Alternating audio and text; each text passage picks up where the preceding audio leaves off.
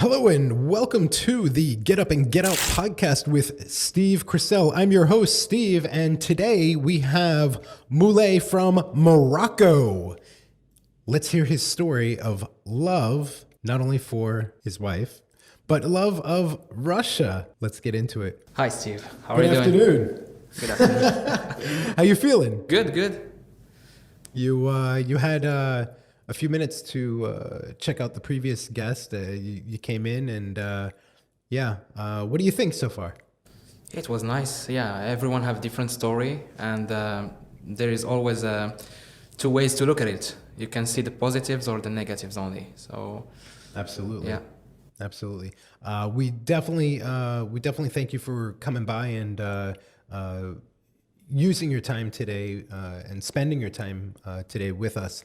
My pleasure. Tell us your story of how it is that you left Morocco and traded all that sun and nice weather and beaches and close proximity to Europe. And yeah, I mean we're here in Moscow. We're not too far from Europe anyway. Yeah. But it's totally, I mean, geographically and climate-wise, totally different. So why don't we jump into it and just give people a little background as to who you are, where you're from, and what you're currently doing right now. Yeah, so I'm from Morocco, as you said, and I'm from the capital city, Casablanca. And so Russia is something that we never considered visiting. Even I've never considered visiting. It's far away geographically and culturally. Still, some people call it the Soviet Union till today. Yeah. Yeah. So they say Russia, and they put an accent on the Soviet Union. So I came here by let's say by accident. It was love. So you don't decide when you will find it, how you will find it, and. I'm here now for the past 8 years, since 2012, and it's been a nice ride. Do you want to say anything about your current family status? I'm married. I have a son, Adam, and we are expecting a second one. So this month, by the end of the month, hopefully. Let's shoot for the 28th. All right. This is All my right. guess. Okay. Let's see. It's my anniversary. It's my wedding anniversary is March 28th. March 28th. Yeah. Perfect. Sounds So a good date. I can say Moulay. Do you know? Can you say, or is it still a secret? Do you know if it's a boy or girl yet? It's a boy. Yeah, and two boys. So Yeah. you have Adam, and do you have a name picked out? We're still picking. Okay. Yeah. We got time. Yeah, we got plenty of time. Very, for very 3 cool. weeks. Yeah. And how old are you? I'm 31. 31. And your wife? The same. We're 31.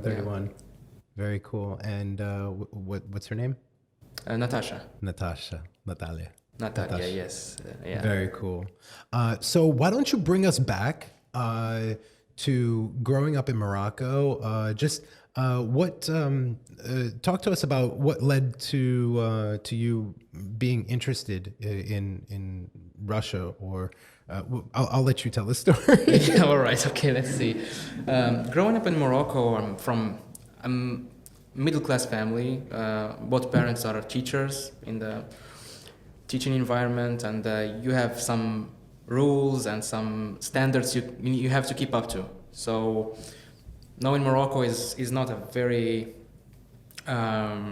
let's say developed country till now. So it's the third world. And here, Russia, it's a developing country, and you get the first world countries, which is another level.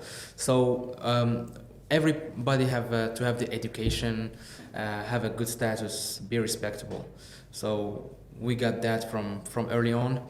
And so when I was studying for my master's degree in economics, I started chatting, using social media, looking for friends.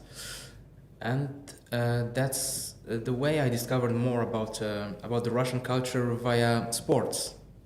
So back then there was a very known mixed martial artist by the name of Fyodor Emelianenko, who was fighting in USA, and he was being very known and representing Russia. Right. Yeah. So that's the first glimpse and the first impression I got from this last emperor. They were calling him in Japan or wherever he was fighting, the last emperor. And yeah, I was impressed by his character and his modesty. He was a humble guy, and I was thinking, if all Russian people are like this, I like this attitude. So I started learning Russian words, Russian alphabet, and looking for Russian friends to practice, to exchange, and by curiosity know more how they live, how is their daily life. Is it the same like Soviet Unions? I watched many documentaries about Stalin, about the old age and the Tsar era, and then I started talking to Natasha, who is now my wife, and we got to know each other just pen friends. We were exchanging letters. So how did you come across Natasha as a pen pal? As we call them pen pals. Pen pals, right? yeah. So how did you meet her on the internet somehow? On the internet, yeah. Yeah. Yeah. And So, was it like through forum, or was it through like kind of you were looking for a relationship, or you were just looking for someone to have a conversation with? basically just someone to have a conversation and ask about Fyodor. Do you know Fyodor Emelianenko? He's in Russia, you know him, or something like that. So it was very basic, naive. So I just typed the names that are currently in Russia, Sure. the standard names. Type Maria, Natasha, and look for in Facebook, you could choose the countries and the cities. So I chose the country, Russia, and start sending letters. Hi, my name is this, I'm from Morocco. I study Russian, I would like to know more.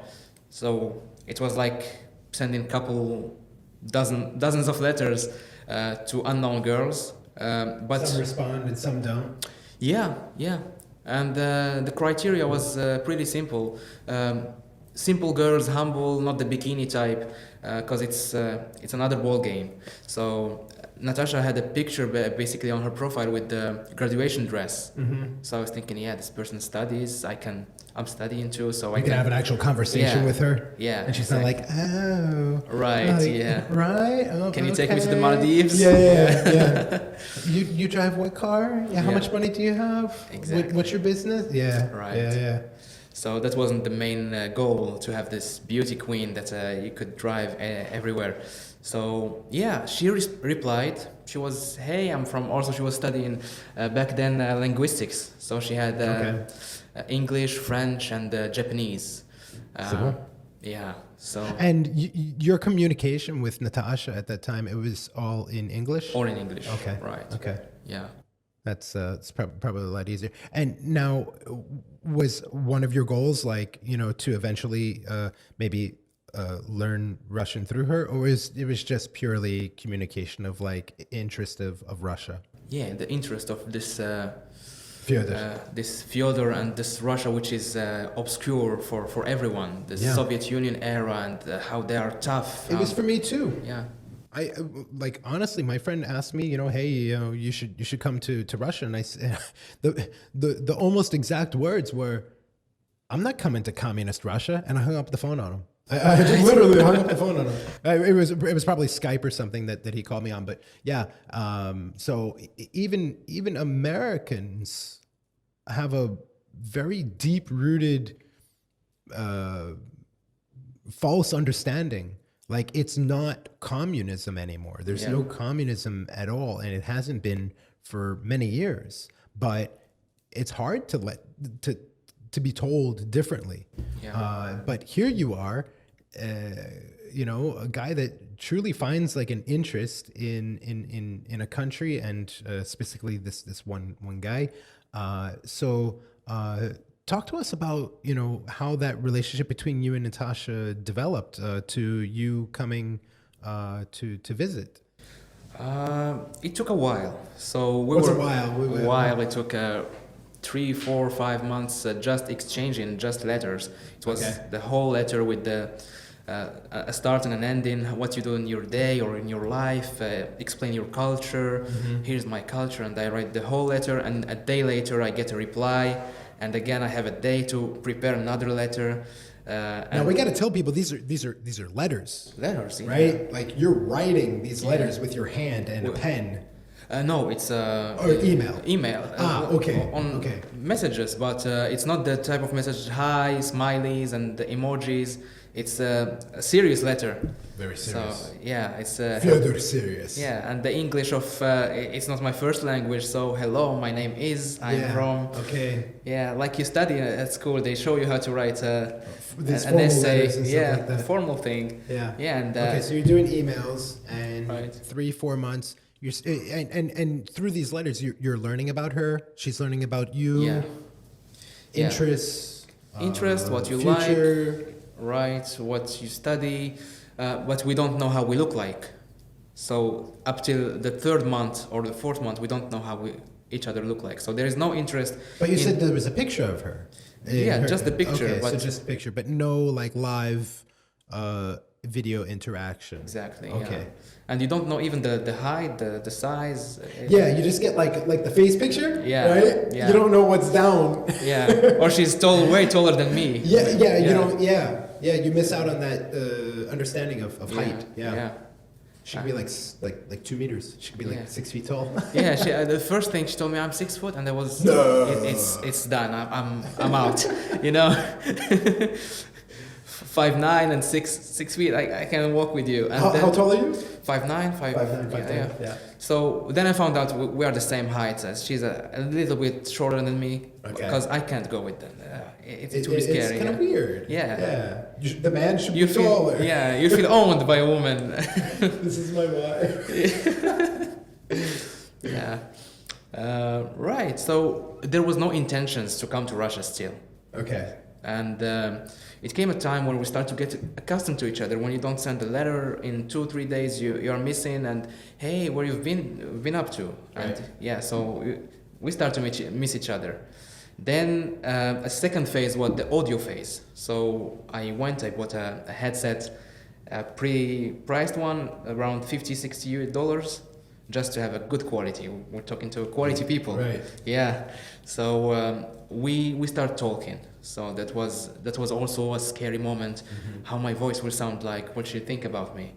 And after that period, we moved to Skype, to video conferencing, video calls, conversations, and we got used to each other pretty much. So over a year down the line, we start talking seriously. So she knows me better. She knows what I like. I know her very much. So we start to think about each other like boyfriend and girlfriend, but in a distance. Right. So we decided to plan a meeting. We met. She came over for a couple of days. So it was also Where did she stay? we rented a hotel. So both of you together at a hotel in Morocco Yeah. or Casablanca. In Casablanca, Yeah. we moved to other cities for a visit. It was a tight schedule. She came for 3 days and she left. So she did not tell it to her parents. And she was telling me my parents are serious. They are old school, and I start to imagine maybe they are FSB, maybe they are this special forces FBI thing. Sure. And yeah, The brain goes in Yeah. crazy places, right? Yeah. So we met for 3 days. Then I came to Russia for 10 days. So my first arrival to Russia, I was expecting bears, some tigers.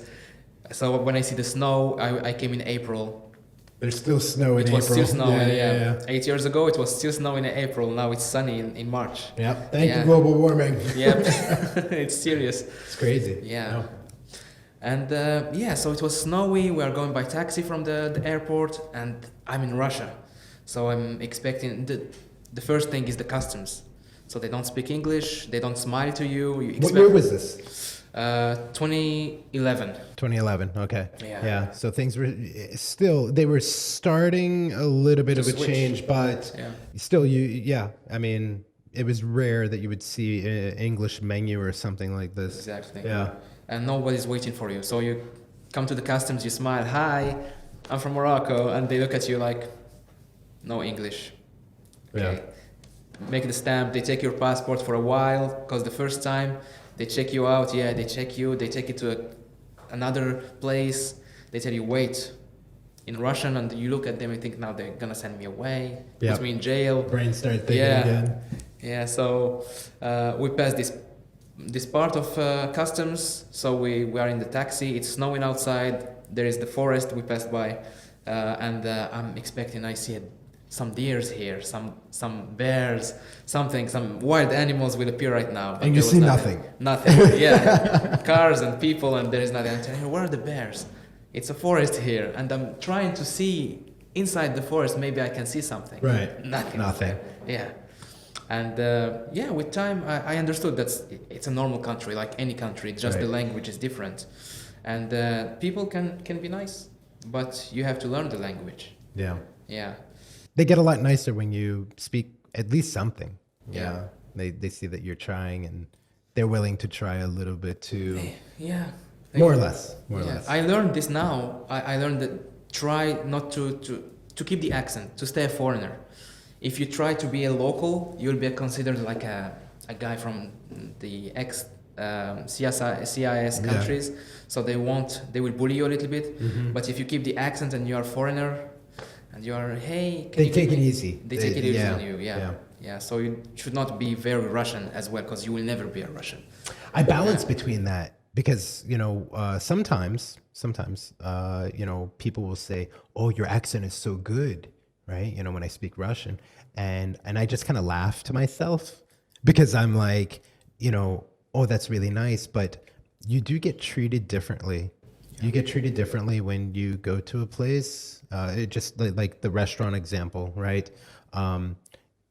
They treat you more like a local, and they're a little more relaxed and everything. But if you maybe even just speak a little bit of English, and then they go on like this, I guess it's a weird defense, and they just kind of go, oh, let me do for you. And because I was told by many Russians that Russians have this idea that English-speaking foreigners are above them mentally, right? So they already kind of become like, let me do for you. Let me be a good person. Better service. To show a good image of my country. I have a Russian friend who lived in America for many years, for most of his life, and he just came back maybe 6 years ago. And he does not speak Russian when he goes out to restaurants. And he goes, my service is better when I speak English. And then he's like, I've tried it. He's like, and now I refuse to speak Russian. Now, I think everybody's got their own experience, right?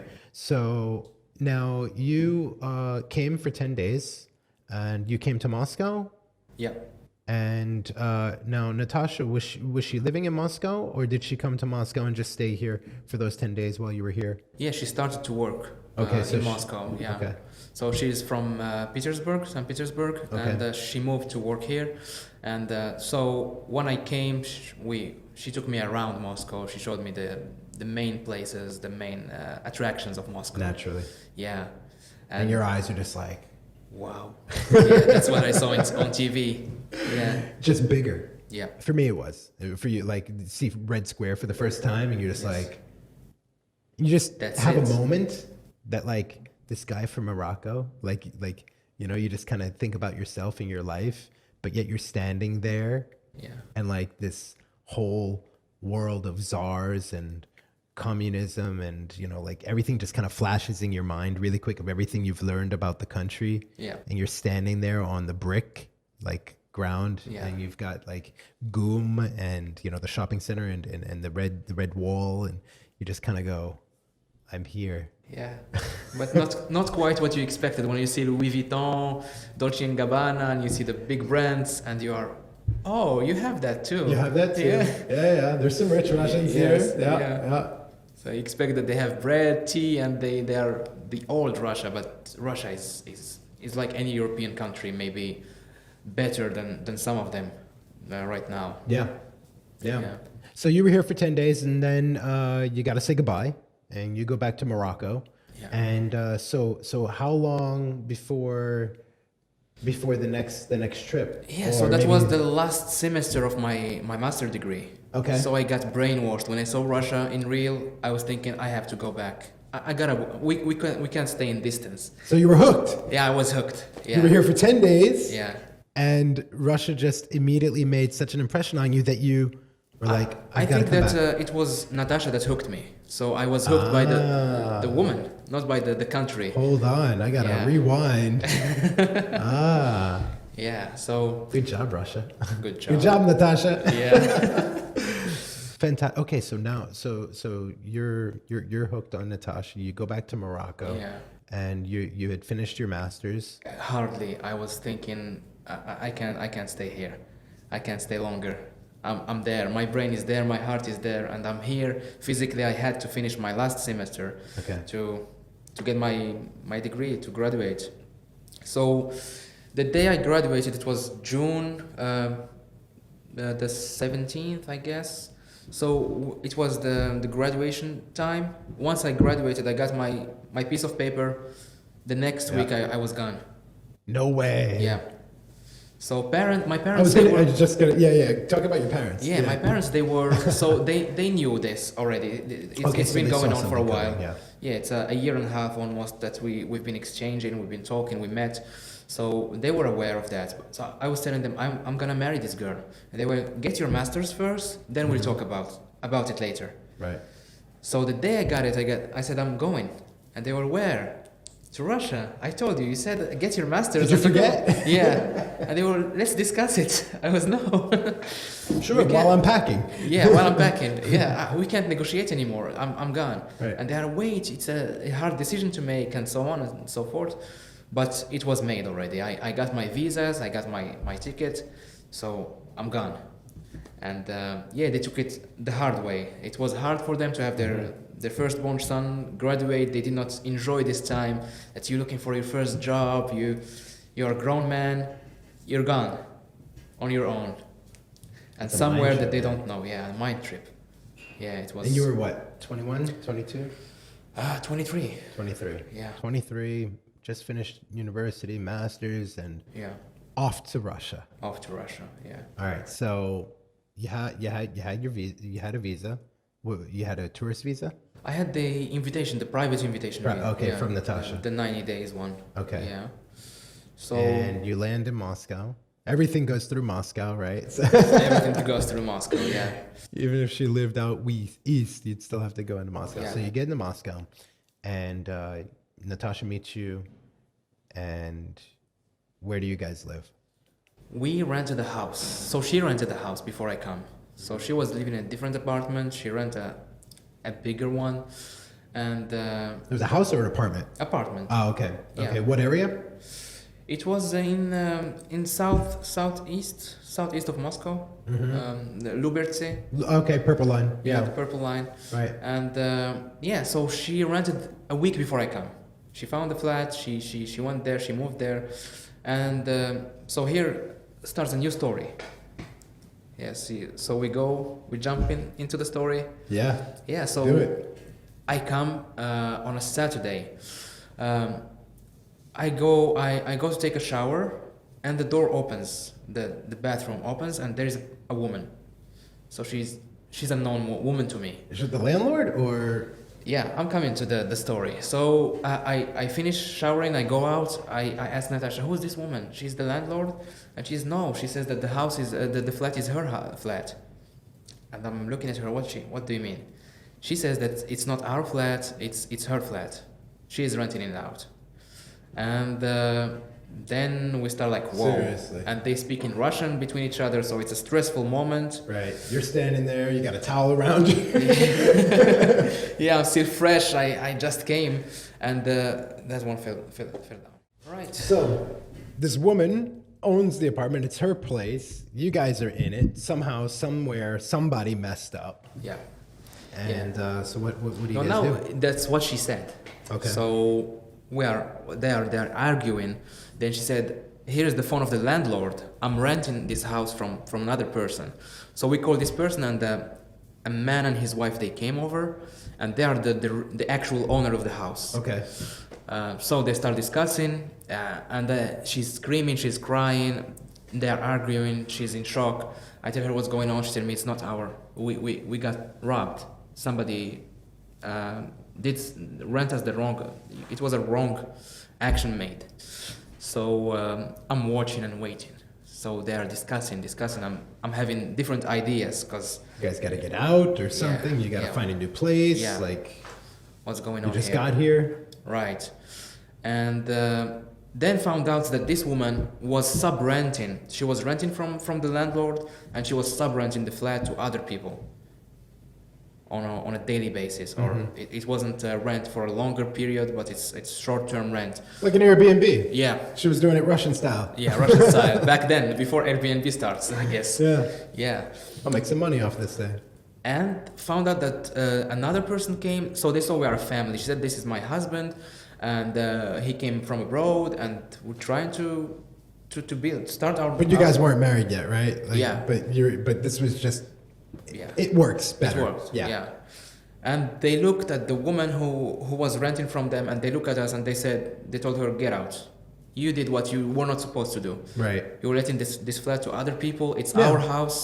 My kid they have 3 kids, these people.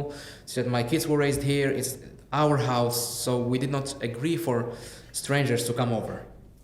So probably they look at us and they said, you have to pay again. So you have to Yeah, pay. because you were paying this girl. We right? paid them a guy. A guy Uh-huh. came over. He showed her a paper. He signed the paper. He was official. He was dressed well, not casual style. He was Right. in his suit and tie, professional-looking guy. He brought the paper with him. She signed the paper, But the money and she went to the invited him wrong over. person. By the way, she told him, "Come over. My husband will come on Saturday. Come to take dinner with us, to get to know my husband." He And the guy didn't said, want it. "Yes, we'll do." Yeah. Yeah, he took the money, the rent money and the caution money. Right. Yeah. Yeah. So yeah, we the had to security deposit. Right. deposit. Yeah. Yeah. So she We had have it in Germany too. Caution. Yeah. It's Caution. Yeah. caution. Yeah.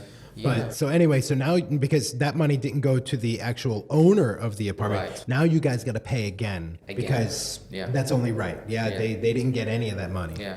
Right. They said, look, guys, what we're gonna do, we won't kick you from the house. You stay here, but you're gonna pay us the deposit, and we will split it on 3 months. I was just about to ask you. They were nice enough to break it up, right? Yeah.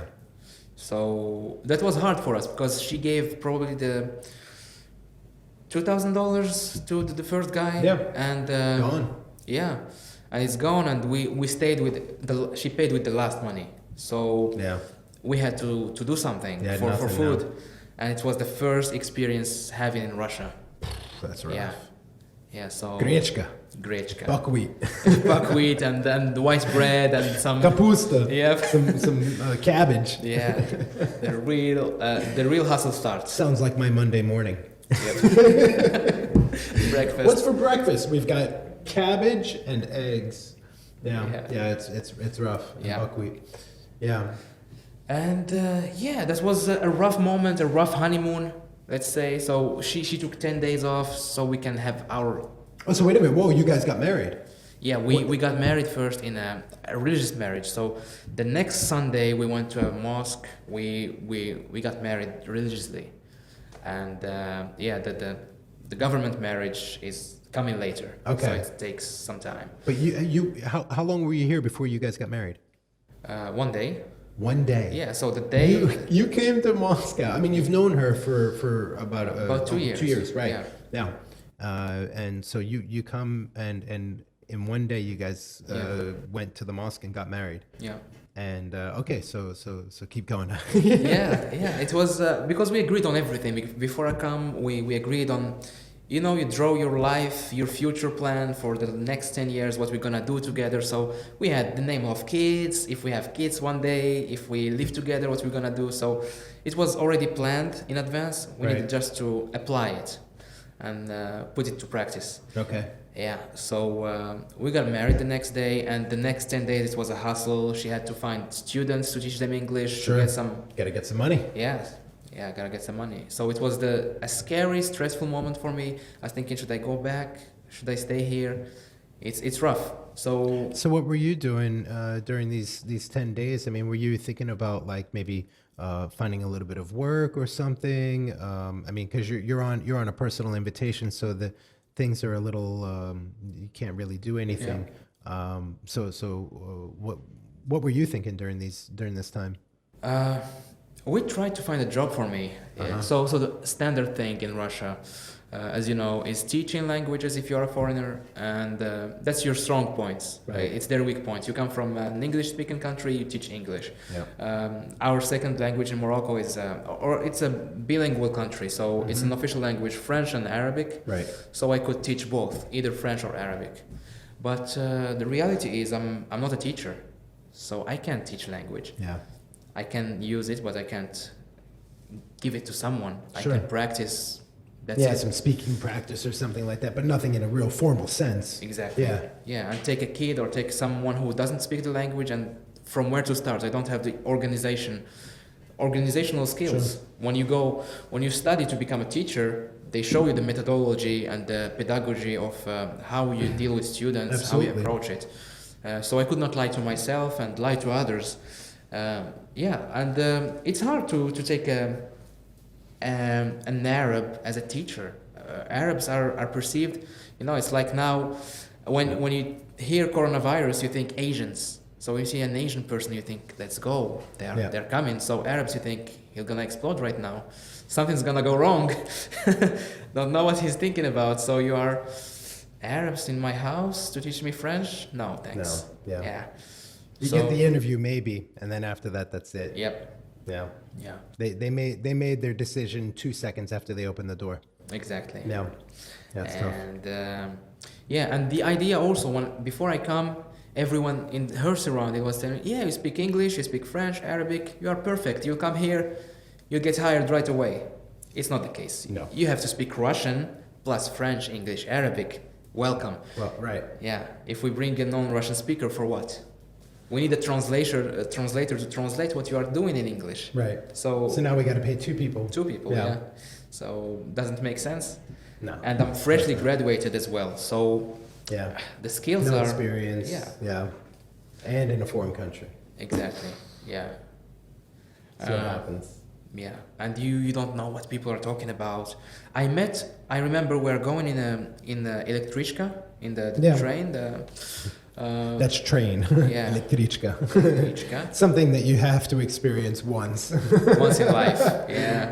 Yeah. And there was a Lebanese guy. He heard us speaking and he told me, hey, you're Arab? I said, yes. And he gave me a number. He had a good intention. He gave me a number and he said, if you want to teach, I can hook you up with some schools to teach English probably, because I was talking to her in English. Sure. And I took his number and I went out and I deleted it. I said, I don't need to make acquaintances with people. I'm good. So that's the downside of coming with a wife or with someone. Right. So you think I'm hooked, I'm good. You meet foreigners, you think you are foreigners. I'm with a local, So you feel it's like on Instagram right now. Got when you it. have 1,000 subscribers, you don't look to the guys who have 200. Right. It's a small guy. No, it's on my level. So this was a mistake. So one of the mistakes is not making. Somebody was opening a door for you. Yeah. And you were just like, Nah. right. Yeah. We're not in the same league. Yeah. Yeah. I have my papers. I don't need to hustle. Everything's good, man. Thanks. Yeah. So the people have to make these acquaintances. Right. We are all foreigners. We can help each other out some way or another. And that actually plays more into. I mean, this guy was Lebanese; he wasn't Russian, but in Russia, this is the mentality, right? So it's about connections. Yeah. It's about who you know, not so much about what you know. Yeah. Unfortunately, and it's not even just about Russia. I mean, I could apply the exact same mentality to American. Yeah. Like most of my jobs that I've gotten in my life was because of someone I knew. But coupled, in addition to what I know, it wasn't like I was getting a job as a dental assistant. Yeah. I didn't know anything about teeth except that I have them, right? Like, there's no way I'm going to end up, using a network, someone I know, to work as a dentist assistant. Yeah. But, when those doors open, it's like, let's just keep it open, right? Even if it's just a little bit, right? You keep that phone number, but So now you threw that contact out. Yeah. So what It comes to the stories for kids. Yesterday I was showing my son the story of the mouse and the lion. So the mouse asked lion for protection, and he said, "You are not useful. How you can help me in life. And when they caught him, the mouse could bite out the net and release the lion. So you should never underestimate people. You leave the door open. That's right. Yeah.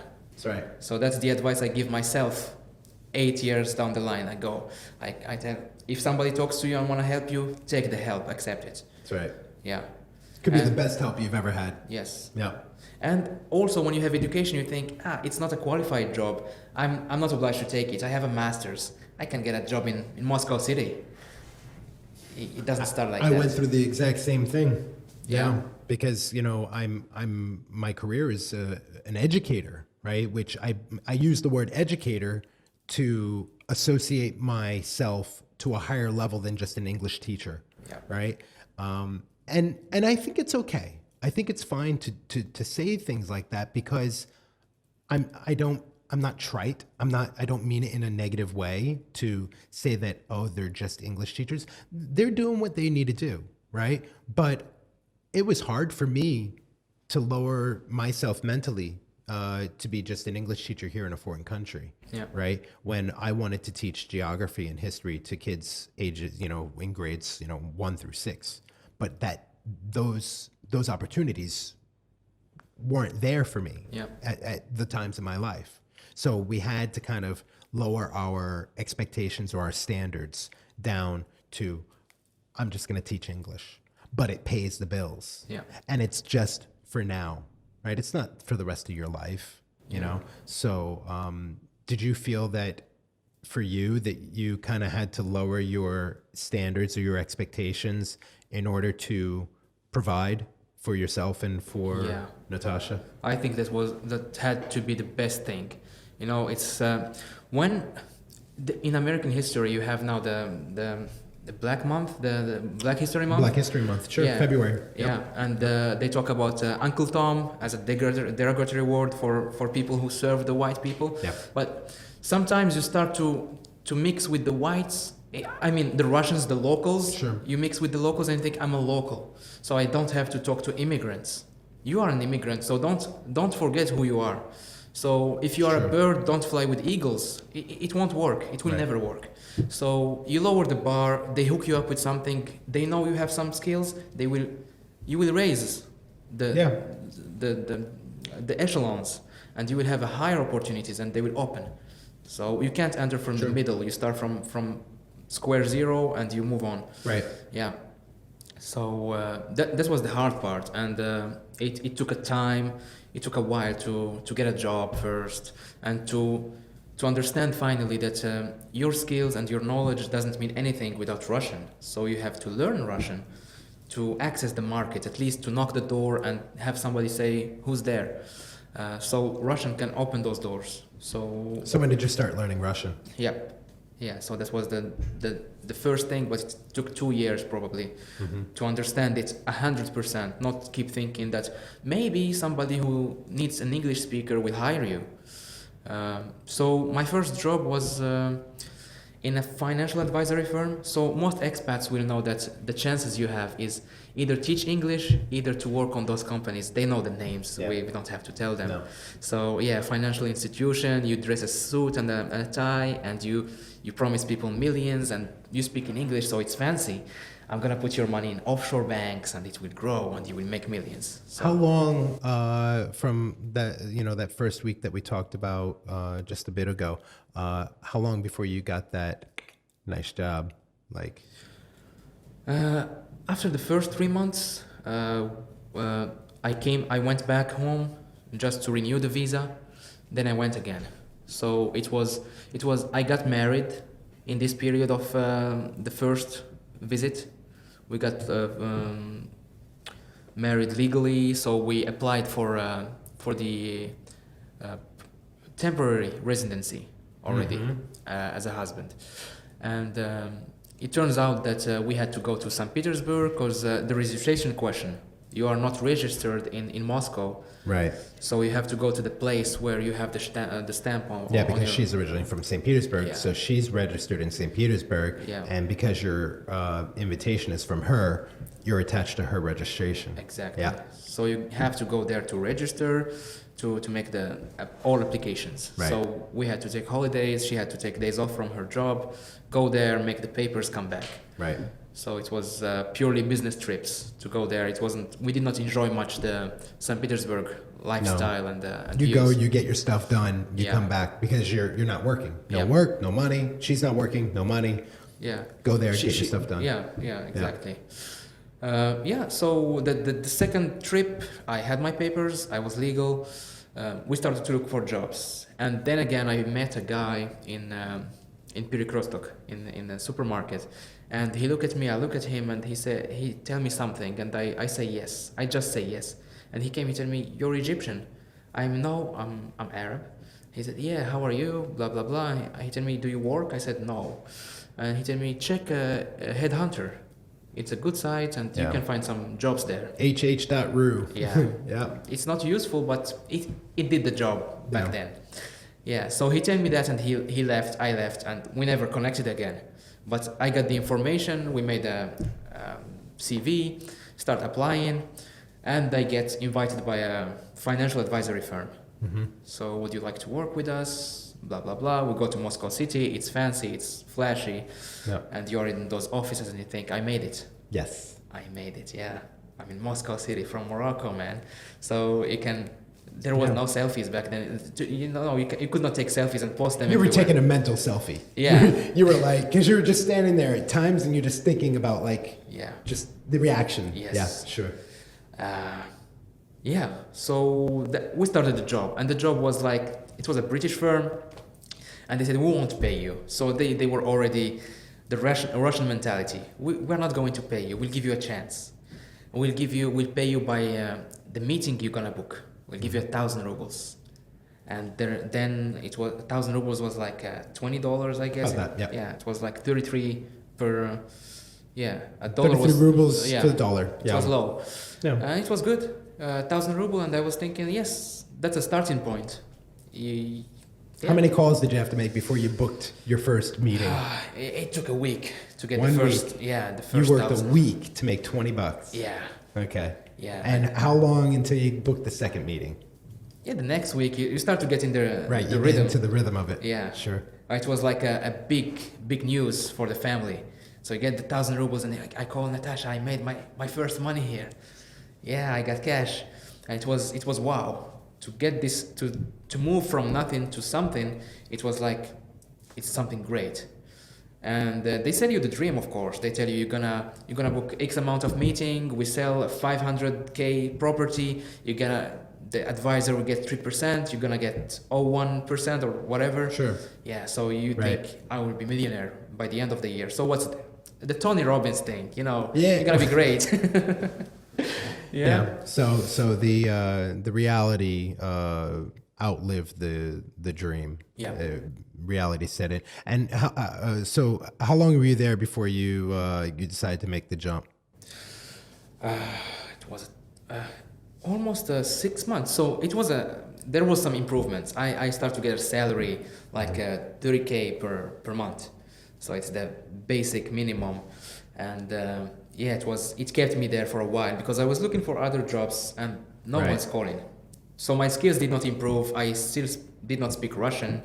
I kept the same level of knowledge. I did not improve myself. So nothing changed.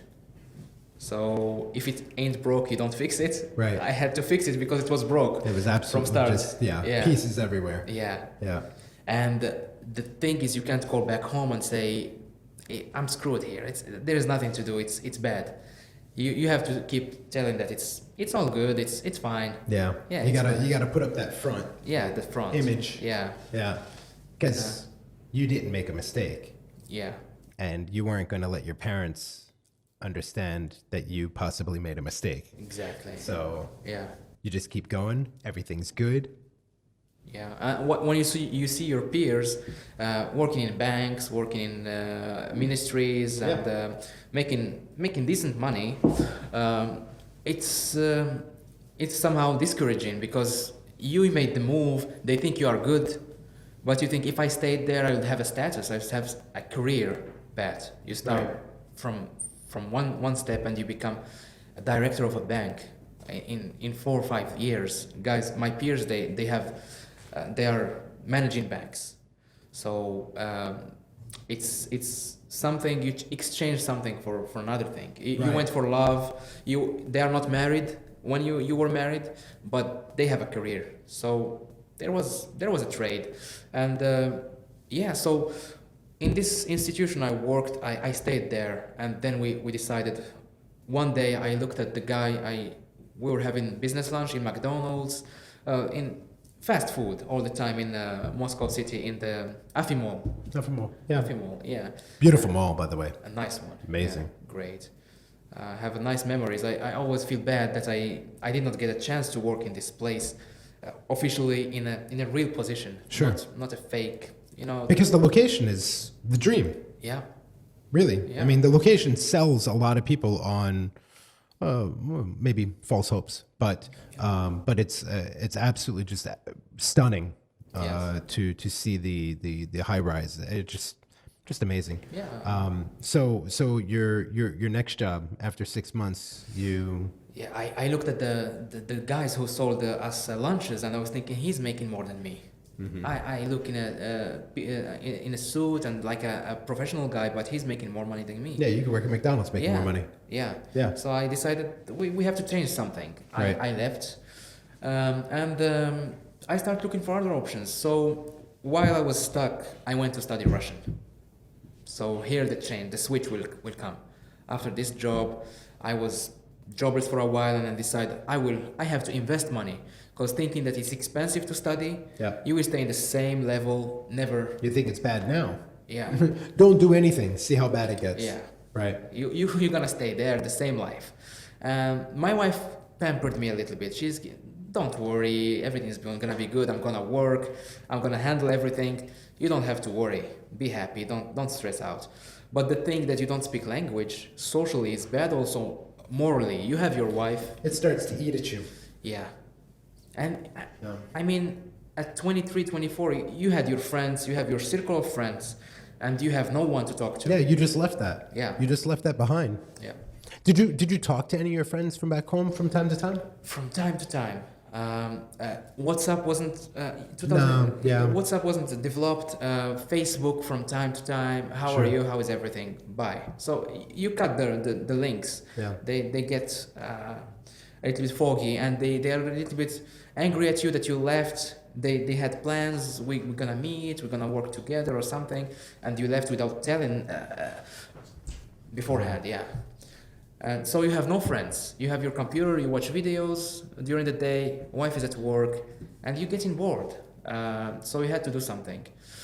And so I decided one day, my mom helped me out. She told me, go study. We'll give you funds, you go find a school, study the language. Mm-hmm. We start to study the language. I enrolled for 3 months. It was enough to start the wheel moving. Right. Already I start to talk to students. You go to the student life. Again, they are stress-free. You meet up, you go somewhere, you go after school somewhere. Right. And you have the energy, you feel alive again. It's not this monotonous lifestyle that you don't do nothing. You wait for a wife to come, to go outside or to eat and Yeah, sleep. you get some new experiences. Yeah. And you're around people that really kind of more or less they give you really good emotions. Yeah. Yeah. So you get Moulay comes back to life. Exactly. Moulay is like, That's me. I have a purpose. Yes. Right? You're sitting at home watching Netflix. You have no purpose. Yeah. Right. So now you do the 3 months of Russian, and what comes along? Comes along translation work straight away. You can get freelance jobs, translating documents. And what were you translating from Russian to? No, from Russian to English, Russian to French, Russian to Arabic. So already I had this. Yeah. It's amazing. This gig start to move, and one day I get a call from the UN. They needed a translator, and it did not have to be Russian. You had to be Arabic English. Oh, okay. So you translate for them in the American embassy.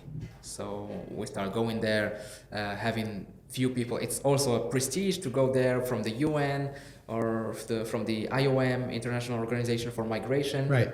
And you go translate for those migrants who want to move to the US. Okay. It's a nice job because you help them out. People struggling, they want to get out. Doing something positive. Yeah. Right. It's something positive plus at work. It was a nice feeling to be used for a good cause, right, for a good purpose, and that was the first step. Then, so once this snowball starts rolling, you start growing. You get more opportunities. You meet new people. Sure. You get more gigs, and so you get out from the house, from this monotonous lifestyle, and I got the job I'm doing right now. But it was first like a translation work, and then by accident I spoke to somebody in French, and they checked it out and said, you speak French? We need somebody to call French countries for us. And when I did that, I got promoted to managing, supervising teams of people who make calls to other countries for doing surveys. Okay. And now in this type of job, you're actually having to operate in both English and Russian. English and French. English and French. Okay. Yeah. Okay. So it's a Canadian company. So I did not have the Russian barrier. That's fantastic. With so you're job, speaking in both relatively familiar languages. Yes. Yeah. Yeah. So things changed with time. So now it was a SaaS company. So with time, now I have 5-year experience, so I got promoted to supervisor, then I became a project manager. I got IT projects with French clients and Canadian clients. So it was easier to make the switch within the company and to have this change happen, and it was a good thing. Up to now, it's a good opportunity. I'm just sitting here. I mean, I know we've spoken before, and we've talked at length about the exact same thing, Yeah. but it's just I get so overwhelmed, like with happiness for you. The story is this. It plays in my mind like a movie. Yeah. You know, you remember the movie with Will Smith about he was like he was a stockbroker. Yeah. Not what dreams may come. Something about hope or something. Happiness. The pursuit of the happiness. Pursuit of happiness. Yeah. Yeah. This is your pursuit of happiness. Yeah. Yeah. And I'm getting very good positive feelings about how these opportunities. Yeah. From the first time that this Lebanese guy gives you his card and his phone number, and you say no. Yeah. And from that moment to the moment you're talking about now, where you're getting these IT jobs, what's the time frame? 1 year? More, yeah. Yeah. I wasn't so clever to switch things up. I kept things how they were for a long time. So this was what? How long? Between that crazy little incident with somebody trying to give you an opportunity the IT jobs, it was in after 3 years. After 3 years. 3 years, yeah. Yeah, so it took a long time. Sometimes I recall that and think, you are stupid. Why you did not switch things up from the get-go? You have to get the language done. The first year, get the language. Don't do anything else. Once you get the language deal closed, you move to other things. You start to pursue your career and anything you want. Socialize, network. Networking is a big thing. People, they will appreciate you. You know, there is also in Russia a difference between expats. You are from the US, they will treat you nicely. I am from Africa, North Africa, they look at me, it's different. Nothing to get from you. So if they say, you're from America, wow, I want to go there, can you take me? And then I tell them I'm from New York, and they go, you're crazy. Like, why did you move? What's wrong with you? Yeah. And then I'm like on the same level. They're like, I'm going to go talk to the Moroccan guy. Yeah. You know, but yeah, you're right. And it's unfortunate that these things happen, that you get judged. You get judged, and you didn't even say anything. Yeah. you know, and I can't pretend to know what that feels like Yeah. because I'm white, because I'm from America, Yeah. because I was lucky enough to be born. Maybe some people say it's unlucky, but anyway, you know. Except taxes, you're lucky. I'm laughing. You're right. You're right. Yeah. So now you're still working in the same Canadian company, Yeah. right? And how do you feel? Good. Really good. The company is growing. They are merging with other big companies, and when you are inside and the merger happens, you are growing as well. You get more projects, more hectic jobs to do, but it's good. It's a positive thing. I wanna jump away from the business to life in Russia. Yeah. Talk to me about something that like. Tell me a story about something that happened that you maybe in a travel, maybe you visited someplace. What else do you find enjoyable here in Russia? Because we know that the saying is that Moscow is not Russia. Yeah. Right? Everybody that lives here, everybody that's come through here, everybody knows that Moscow is almost like a country in of itself, Yeah. right? And the real Russia is outside of Moscow, Yeah. right? So, do you have any experiences that you'd like to share with us about maybe somewhere else, whether it's St. Petersburg or maybe some other city, something where you had a positive experience? Yeah, I've been to St. Petersburg and to Kazan, and both places. When you are treated like a tourist, you enjoy life. In Russia, especially in the smallest city, in Moscow, they can treat you like any other person. But in other cities, they look at you like the foreigner is coming. Look out, watch out, he's coming. And yeah, one story in Moscow, in the World Cup season, I had friends who came from Morocco to watch, and friends of friends. So they told me they're coming, meet them. And one guy lost his phone in a strip club, and he wanted to go to the police to file a complaint. Yeah, right. So I went with him, and we entered to this place, the police station, and there is a guy who is only in his boxers, naked, drunk, and he's screaming, cursing, "Hey, let me get out!" Yeah. And they see us, the police guys, the policemen. They see us and they say, "Shut up! You're gonna worsen our image. Foreigners are coming." And I understand all what they're talking about, and I came as a translator, so the foreigners are coming. Shut up! What you are doing now? You're gonna spoil the image of Russia. And he's, "Oh, they're nice," and they talk to us. And when I speak to them in Russian, and they know I'm Russian, and they are, "Oh yeah, you see, we can't help you out. He lost his phone. It's done." So when they checked and they found he was in a strip club, they could not help him. And the guy was so scared, he was telling me, "I will buy another phone. Let's go out from here. Yeah. I'm ready to buy a new phone. I don't want my phone back." So he was so scared from the image, from the visuals, Sure. that he wasn't ready to stay there for a while. So he thought that they would catch him or they will keep him there for research or something. What? Yeah. So he was scared, and I could feel that. So yeah, there is, you can notice the switch where during the World Cup period, how Russia changed, how everyone was open-minded, everyone was, Because the world is looking. Yeah. The world was watching Russia. Yes. Yeah. And everybody's asking you, "What do you think about Russia? You like us? How did you find it?" And I think, yeah, my opinion is, you care about my opinion, and it's yes. But after that, the week after, it's a totally different city.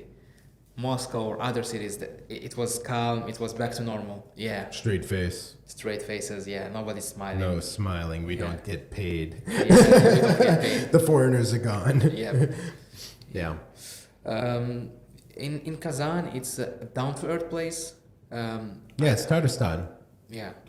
territory. It's the capital of Tatarstan. Yeah, Tatarstan. Everything is cheap. They sell horse But meat. it's a beautiful city. I mean, I've never been there, but I've seen plenty of pictures, and I have a couple Tatar friends, and they. I mean, have you experienced this where? Like, I'll just use Kazan as an example. Let's say a friend invites you to their hometown, right? And they're actually there when you go, or they will call their parents and they will come and meet you. Like, so they're like, people will open their doors to you and invite you to their home. Has that ever happened to you and your wife? I know now because you're married to a Russian, but have you guys like gone somewhere where people like invited you and said, "Oh, like you'll be taken care of"? No. My wife and I, we went. Where was it? I think it was Kolomna, and we had some friends that were from Kolomna, and so we get invited to like this big dinner, and literally that dinner happened because of us, because we were going to be in Kolomna. Like you just have like this big huge table and like a whole bunch of food, and you're just like, is this like this every? And they're like, no, this is for you. And you're like, you're meeting people that you don't even know, and they're like all like their relatives or neighbors or something. Yeah. And it's like, oh, there's a Russian woman, like her foreign American husband, like, and they all want to come out and like look at you and touch you. I'm like, I feel like a doll, like I'm getting passed around. I'm like, oh, American. It was weird. It was weird. I felt like I was like, like a kid going into a toy store and like, kind of grabbing all of the dolls and like, oh wow, it's really, you put it back and you get another one. Now I remember it was a funeral of the aunt of my wife. So we went to those funerals. She was living in a city. What's the name? I forgot the name. But it was in between Moscow and St. Petersburg. It was a small town. It wasn't Tver, was it? It was Bryansk. Bryansk, and it was a town near Bryansk. So Bryansk is a small city. Sure, but close to Bryansk, even a smaller city. Yeah. Sure. And this is a town where everybody knows everybody. And it was a funeral, so people came over. And the only thing I recall that, to see the funeral is a good thing. It was the first time in my life I attend a funeral. And this person is laid down. People, they come to greet her. They put the bread and vodka for the deceased person. Right. And and people, they came over and they start to suggest me to drink. And would you like vodka? No. My Russian wasn't still so good. And would you like beer? No. Maybe wine? No. I don't drink. And when I told them I don't drink, they start to suggest different drinks. So if I tell you I don't drink alcohol, you will stop there. You won't suggest me maybe scotch? Right. No scotch. Maybe white wine. It's good. And then my Samagon? Yeah, Samagon, homemade one. It's like the drinks get harder and harder, right? It becomes harder in liquor. You're like, yeah. And one guy, a young guy, he was with us, and he said he have yazva. He have this ulcer, stomach ulcer, and they were okay then. So maybe by sickness he doesn't drink, because nobody chooses not to drink for the rest of their life. It's you have a medical issue at the moment, so you can't drink now. Yeah. Next week, yes. Yeah. So this guy told me anytime they ask you, tell them you are sick. Tell them you're sick. So they will stop. If you tell them I don't drink, they will give you something else. Right. Yeah. Did you ever get this this like superstitious thing, like where you shake hands but you can't do it with gloves on? Yeah. Yeah. Or like you can't hug or greet someone in the middle of the door. Yeah. Yeah. You have to come through. And money. You can't touch money. You put it on the table. You have to put it on the table. Yeah. Yeah. Right. Yeah. It's all these little things. The black cat pass by. You should. You should throw a stone or let somebody pass before you. You gotta do something nice. Yeah. Don't let that bad luck follow you. Yeah. Yeah. But look how it's. I don't know. It's strange that you see the black cat pass by, but you wait for someone to pass first to get the bad luck. Then you go. That's right. Yeah. They will take the bad luck. Let them take the bad luck. Yeah. So what is what's the future for you and your wife? You guys have a beautiful son. He's, how old is he now? 4 years and 2 months. And you guys have another one popping out of the oven in a couple weeks. Yeah. So I mean, you guys are you still living in the same apartment, or have you moved? We got our own. You got your own now. Yeah. So you guys are homeowners, apartment owners. Apartment owners. Yeah. Yeah. Congratulations. Thank And you. how long has that, have you been apartment owners? When we got our first son. Yeah, so it's 4 years ago. Okay. Yeah. Okay. And so what's the future for Moulay and Natasha and Adam and soon to be little guy? Yeah. We're thinking now, as in Russia, they have this long period of maternity leave. They have Yes. 3 years, but unpaid. So 3 years, you think, yeah, they're lucky, but they don't pay. You that better much. save up for that 3 Yeah, years. yeah, you better Otherwise, save you up better on- get back to work. Yeah. Yeah. So no one talk about this financial part. Yeah, you got a 3 years, go Sure. away. Yeah, so it's a 3 year period. So we think about the freedom of moving somewhere, but yeah, going back to Morocco to the nice weather and fresh food, or going to Italy, going to some. But now with the current circumstances, it's out of discussion right now. Right. But yeah, that's what we were thinking, that we can experience new things, move to some places. I can work from home. I need a good internet connection, computer, calm space when there are meetings. Sure. But basically, yeah, hopefully they don't ask you to travel somewhere. But most of the time it's a homework, so we can That's be nice. anywhere, and that won't impact the productivity. So what's some advice that you would give to maybe your fellow Moroccans or just people that haven't made the jump yet, right? They haven't gotten up or gotten out of their own country, but by listening to your story today, you've piqued their interest, right? Your story is, it's interesting because you didn't come here with a job offer. But what would be some tips or advice that you would give to Moulay when he was so enamored with Natasha and Russia and Fyodor? Yeah. How, would you have done things differently? And if so, what would you have done differently? Don't listen to your wife.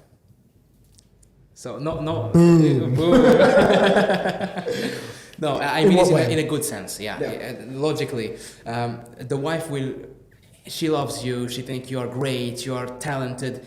Why they won't take you? You have many chances. Come over. Just don't pack your clothes. She was just being nice I'll get to you. you. I get you. I'll take you shopping. Sure. You know, some Russian girls, they have this ability. She have her flat. You won't have those struggles. So she tell you, come over, just with what you have on. I will take you shopping. I will take care of you, and you will get a job. And I can show to my friends when the 30s kicks in. So she can show her friends, I have a husband, and you don't have one.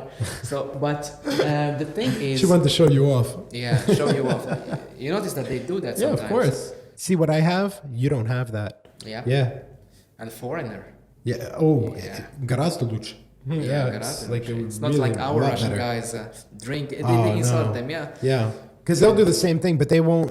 The wives really will be forced to go to work, Yeah. right? And she's being nice and saying, "Oh, don't worry about it. I'll take care of everything," because you're a good guy, Yeah. because you don't drink, Yeah. and because you don't treat her bad, Yeah. you know.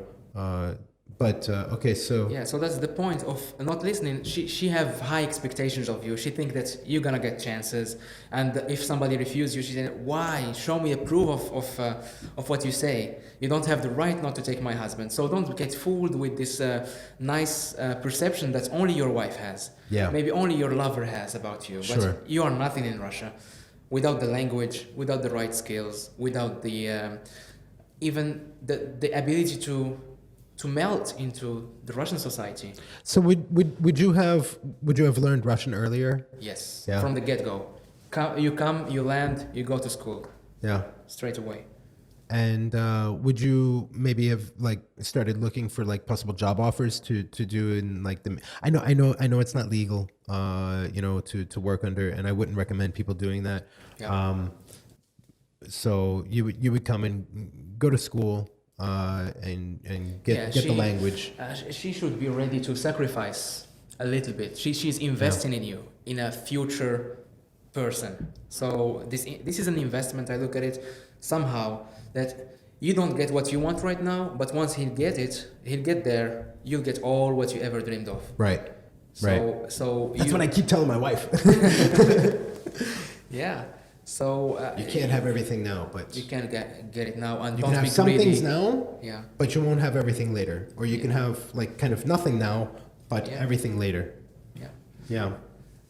Yeah. So the language is the first thing, networking. So I see some people who have their wives who are a little bit jealous. She thinks that they will steal her husband, so she's asking him for selfies. It happened really. It's not the guy from Turkey. He was older than me. He was in his 40s. And he have a 2-year-old daughter, and we met in a place, and his wife called him, and he said, "I'm with friends." And she said, "Send me a picture." So he said, "Guys, could you please take a selfie with me? I just want to send to my wife. She's a little bit jealous."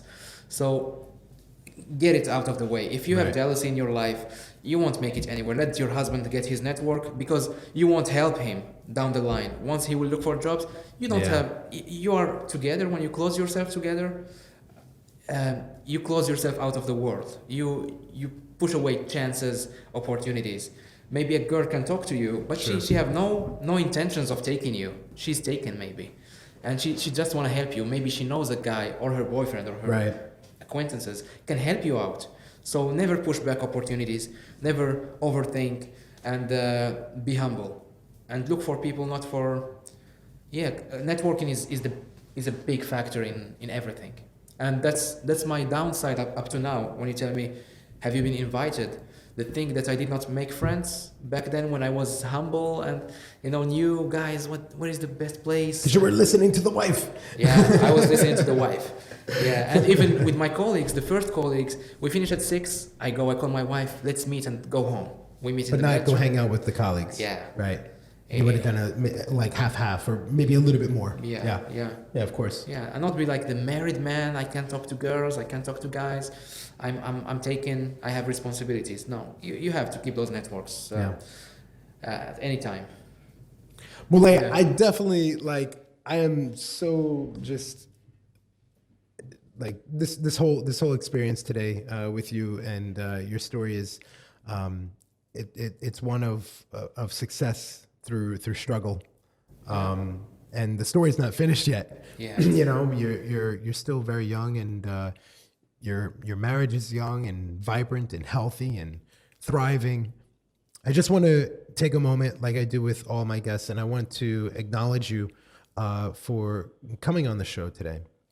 And you really are, this is going to sound kind of weird, but it's just how I'm feeling at the moment.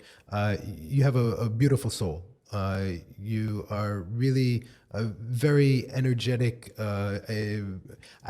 People talk about auras, like Aura, aura. Like you just have such a good vibe, and Thank you. Really, really glad that we connected. And you agreed to come on and tell this beautiful story to a whole bunch of strangers.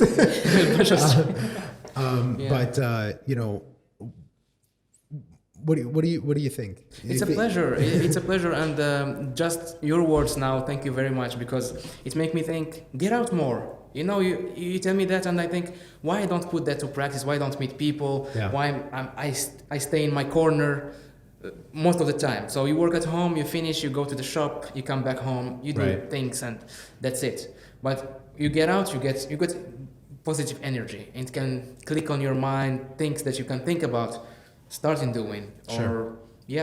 So it's not so scary to go out there, meet people. I never knew you existed, or you lived in Russia, but we came in the same period. Yeah. You see? Yeah. So the same time frame, but we never met up to now. It's nice. Moulay, it's time for our little fun round. Let's go. So this is called the Blitz round. I'm going to give you 2 words, and you need to choose one of them. All right. Okay? No cheating. Okay. This is an easy one. Vodka or scotch? Scotch. Even though I don't drink. Even though you don't drink. Yeah. The smell. I is like better. the idea. Yeah, scotch. Tough. It's more refined. Yeah. Pilmeni or vareniki? Pelmeni. Club or bar? Club. Coffee or tea? Coffee. Early to bed or late to bed? Late to bed. Eat out or cooking at home? Cooking at home. Russian town where you had either the weirdest experience or the most fun? Outside of Moscow. Sergiev Posad. Saint Petersburg, which is only about 90 kilometers north of, or 60 kilometers. Yeah, it's like an hour and a half north of Moscow. A Russian cuisine that you now cannot live without. Now, Khaladets. I can live without it, but it's fun. It's interesting. Just tell our listeners, what is Kharadets? Khaladets is the meat in jelly or in it's disgusting for many people, but it's fun. It's funny. I can live without it. Without grecha. I know. What can you not live without? Grecha. Grechka. So buckwheat. Yeah, buckwheat. It's great. A great source of carb. Not delicious, but great source of It's carb. not. Yeah, it's very bland. Yeah. Like no taste. Yeah. But it's healthy. Полезный. Полезный. Really good. Yeah. I'm gonna do something a little bit different. In 3 words or less, please tell me what comes to your mind when you think of blini. Pancakes. Bears. Russia. Caviar. Ural. Moscow traffic. Sucks. Metro. Scary. Claustrophobic. Car sharing. Don't do it. Is there anything that you want to say to our audience? Yeah, it's a pleasure coming here. It's a pleasure sharing my experience. And sometimes when we see Moscow expat groups, people discussing, it's a little bit aggressive. You are scared to share your opinion. You think that somebody will troll you right now and destroy your soul just over the keyboard. So keep helping each other, share your experiences, meet real people. Don't look for something to get out of them. Just hang out. I think that we all need somebody to hang out with without using each other, taking each other's money or looking for girls. We overcame that. So if we are here for a long time, we need to grow and have a bigger community. I couldn't have said it better. I'm gonna quit my job. That was really great. I can't say anything else. The only thing I can say is they're going to kick us out because our time is almost up. So let's get up and get out of here.